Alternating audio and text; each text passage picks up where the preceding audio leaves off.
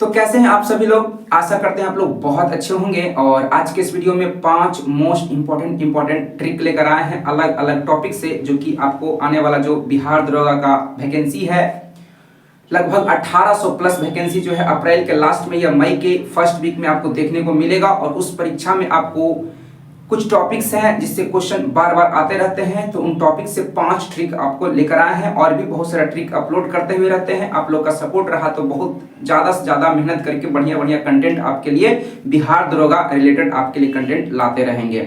उसके अलावा अन्य परीक्षाओं में बिहार पुलिस हो गया या बिहार एक्साइज सब इंस्पेक्टर हो गया, इन सभी परीक्षाओं में भी आपको ये ट्रिक्स काम आएंगे। तो चलिए बिना देर के हुए शुरू करते हैं। और सबसे पहला ट्रिक जो है आपका प्राचीन भारतीय राजवंश, थोड़ा समझते हुए चलेंगे तो ज्यादा आसानी से ट्रिक क्लियर होगा। प्राचीन भारतीय राजवंशों के नाम कभी कभी क्या करते हैं, कालक्रम के अनुसार सजाने के लिए दे देता है, मिलान करने के लिए दे देता है। जैसे कि हर्यक वंश हो गया, मगध मौर्य वंश हो गया, शिशुनाग वंश हो गया, तो कौन वंश पहले आया उसके अकॉर्डिंग आप क्या करिए, कालक्रम के अनुसार सजाइए, ये आपका आता है। तो ये आपका टॉपिक क्लियर हो जाएगा। याद रखेंगे इस ट्रिक से। हसीन मसूक शाह, कुछ चीजें जो है आपको रटना ही पड़ेगा। आपको वर्दी पहनना है, जॉब लेना है तो रटना पड़ेगा। तो ये ट्रिक है आपका हसीन मसूक शाह। आप 2 से 4 बार इसको रिपीट करेंगे, हसीन मसूक शाह। ह से हो जाएगा सबसे प्राचीन भारतीय राजवंशों में जो सबसे पहला वंश का नाम आता है वो है आपका हर्यक वंश। हर्यक वंश आता है। फिर आपका सी से हो जाएगा दूसरा शिशुनाग वंश जो है ये आपका दूसरा प्राचीन भारतीय राजवंश है ना, शिशुनाग वंश। तीसरा आपका सबसे प्राचीन वंश जो है नंद वंश है। कौन सा है? नंद वंश है। और इसी वंश के है ना नंद वंश के धनानंद नामक राजा को हरा करके है ना मौर्य वंश की स्थापना चंद्रगुप्त मौर्य ने किया था। तो ये एम से मां से हो जाएगा मौर्य वंश हो जाएगा है ना। और मौर्य वंश के संस्थापक चंद्रगुप्त मौर्य थे और इनके गुरु चाणक्य को आप लोग बहुत अच्छे से जानते होंगे। सु से हो जाएगा, फिर क्या हो जाएगा, शुंग वंश हो जाएगा। क्या हो जाएगा? शुंग वंश हो जाएगा। और क से हो जाएगा आपका कण्व वंश हो जाएगा। कौन सा? कण्व वंश हो जाएगा है ना, कण्व वंश हो जाएगा। और साह से हो जाएगा सातवाहन वंश है ना, सातवाहन वंश हो जाएगा। और ये जो है ना एकदम क्रम से आपका लिखा हुआ है भैया, एकदम क्रम से लिखा हुआ है। हसीन मसूक शाह।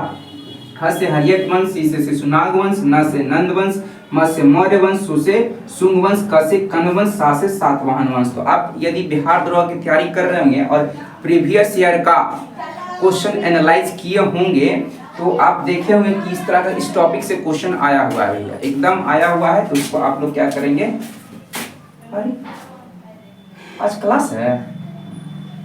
दूसरा ट्रिक आपको बताने वाले हैं। दूसरा ट्रिक बहुत इंपॉर्टेंट है ना। आप लोग से एग्जाम में, बिहार दरोगा के एग्जाम में या अन्य एग्जाम में कभी कोई पूछ देता है ना, कौन सदिश राशि है, कौन अदिश राशि है, इस तरह से करके पहचान करने के लिए पूछ देता है। तो अदिश राशि हम लोग आज के इस वीडियो में आपका दूसरा अदिश राशि कौन कौन है ये आपका दूसरा ट्रिक के रूप में हम लोग क्लियर कर लेंगे है ना। तो दूसरा ट्रिक है उसका दाल MSC से आता है ना। एकदम बहुत अच्छे से आप लोग सदिश राशि अदिश राशि जानते होंगे। सदिश राशि क्या होता है ना, जिसमें दिशा और परिमाण दोनों होता है उसको सदिश राशि कहते हैं। और अदिश राशि में सिर्फ और सिर्फ है ना परिमाण होता है, दिशा नहीं होता है। तो पहचान करने के लिए आपसे पूछेगा तो आप छोड़ नहीं पाइएगा इस ट्रिक को जानने के बाद। तो ऊ से क्या हो जाएगा, ऊर्जा जो है आपका कैसा है, अदिश राशि है। स से हो जाएगा आपका समय क्या है, अदिश राशि है। का से हो जाएगा कार्य क्या है, अदिश राशि है ना। दा से हो जाएगा क्या हो जाएगा, दाब क्या है, प्रेशर, अदिश राशि है। ला से हो जाएगा लंबाई भी क्या है, अदिश राशि है। एम से हो जाएगा मास मतलब होता है द्रव्यमान, और द्रव्यमान जो है द्रव्यमान ये आपका अदिश राशि है। एस से हो जाएगा स्पीड, क्या हो जाएगा, स्पीड का मतलब होता है चाल, और चाल भी अदिश राशि है। सी से हो जाएगा आपका करंट, है ना, करेंट, करेंट मतलब विद्युत धारा, धारा है ना, विद्युत धारा, और विद्युत धारा जो है क्या है ना, अदिश राशि है। आ से हो जाएगा आयतन, आ से हो जाएगा आयतन, आयतन है ना, ता से हो जाएगा तापमान, तापमान, ये सभी क्या है, अदिश राशियां हैं, है ना, याद रखेंगे।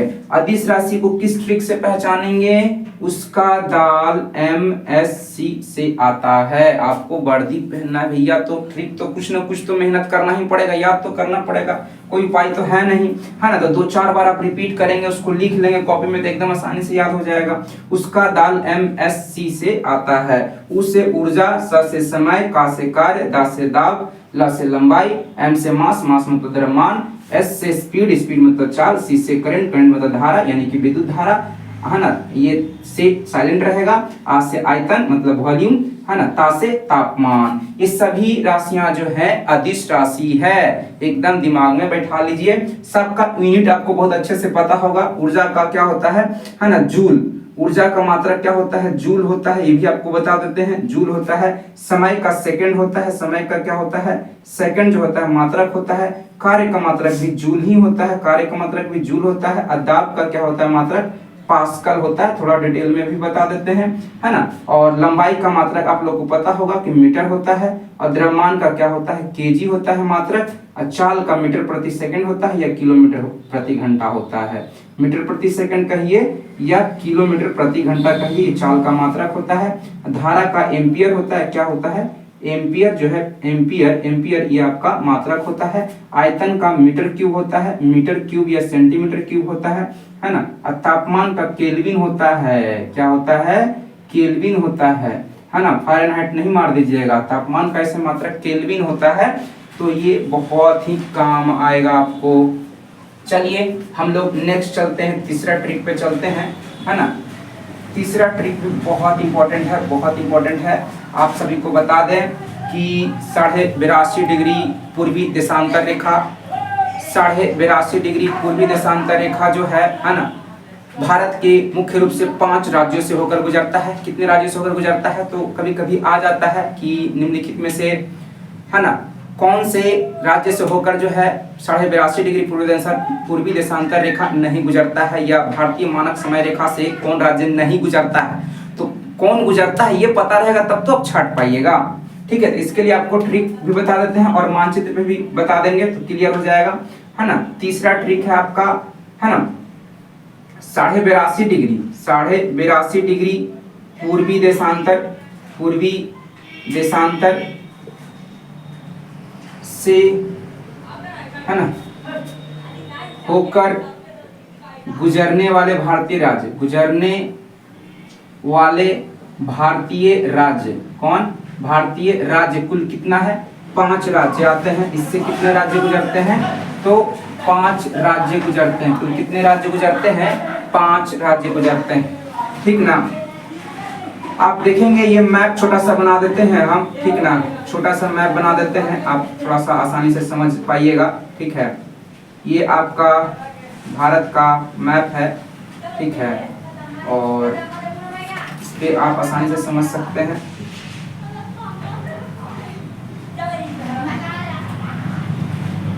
ठीक है, तो 82.5 डिग्री पूर्वी देशांतर रेखा आप देखेंगे, ये वाला जो है ना लाइन, इस 82.5 डिग्री पूर्वी देशांतर है, जिसको भारतीय प्रधान, है ना, मानक समय रेखा माना जाता है, पूर्वी देशांतर।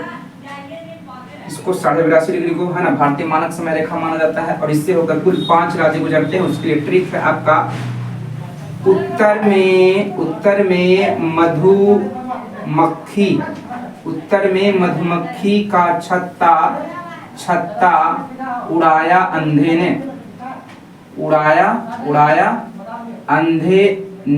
अंधे ने। ये आपका ट्रिक है। मेरी आवाजों को आप सुन रहे होंगे, लाइट में थोड़ा प्रॉब्लम होगा, है ना, मौसम खराब है, लाइन कटा हुआ है, फिर भी आप देख पा रहे होंगे और वॉइस भी क्लियर जा रहा होगा, तो कोई दिक्कत नहीं है, ठीक है।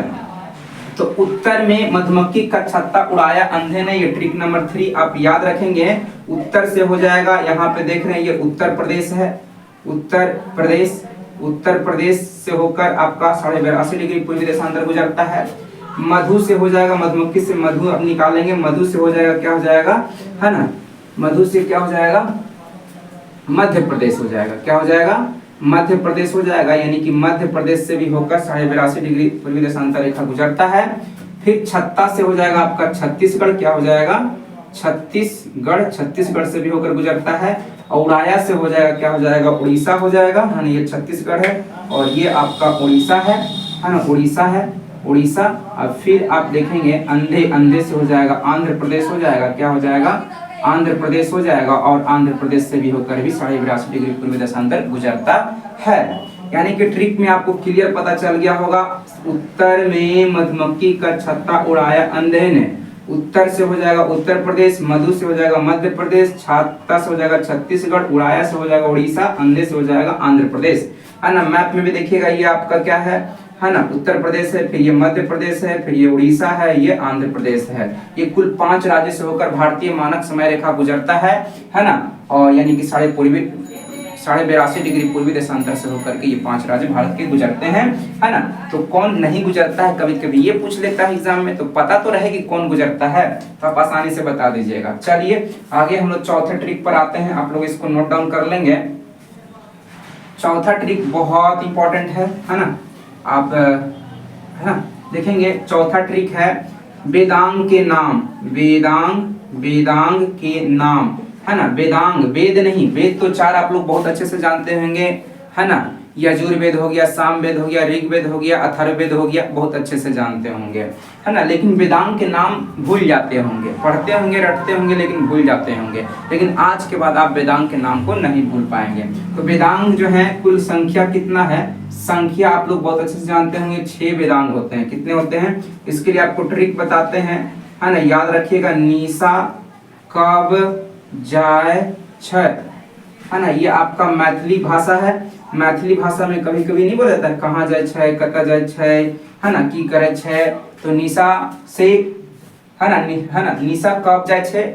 मान लीजिए उसके परिवार में कोई सदस्य पूछ रहा होगा निशा से कि निशा कहाँ कब जाए छय, मतलब कब जाना है ना। तो ये ट्रिक आप याद रखिएगा, निशा कब जाए छय, निशा कब जाए छय, ऐसे करके। तो देखिएगा कितना मजेदार लाइन शब्द निकलता है। इसे नी से हो जाएगा निरुक्त, नी से हो जाएगा निरुक्त, सा से हो जाएगा शिक्षा, है ना, शिक्षा।